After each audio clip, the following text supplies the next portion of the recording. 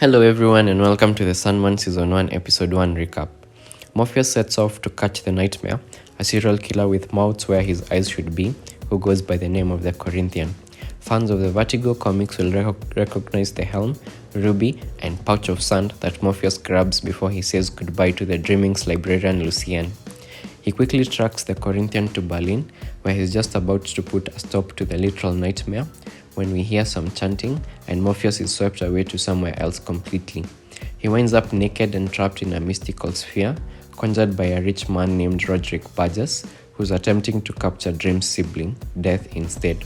The Corinthian makes his way to Burgess's house to give the old man a few pointers. First, his helm, gem, and pouch can lend aspects of Dream's power to those who possess them.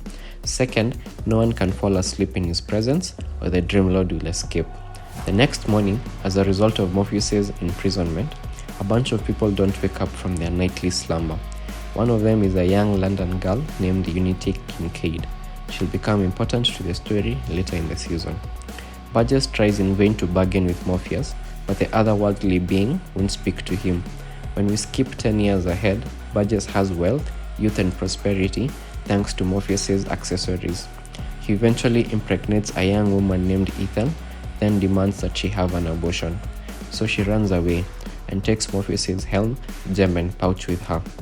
We later see that she has a son named Johnny, who will also figure into the story in a later episode. Eventually, the episode jumps far into the future when Alex is an old man who still has Morpheus locked up in that sphere.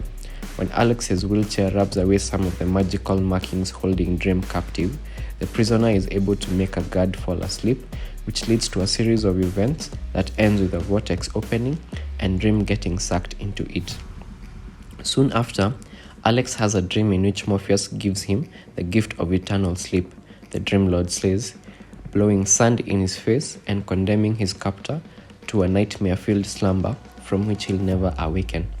Elsewhere, the Corinthian, fresh from a kill in which the victim's eyes have been gouged out, knows exactly what's happened. Still, he monologues he's not going to stop what he's doing until he's reshaped the world to look just like me. A vastly weakened Morpheus returns to his realm, where Lucien happily greets him, then gently tells him that their world and his palace are not as you left them. That's putting it lightly. Their place is a wasteland. Lucien explains that because he was gone for so long, the realm began to crumble and many of its residents have gone. But Dream vows to put it all right so that dreams and nightmares won't prey on the waking world. I made this world once, Lucien. I will make it again.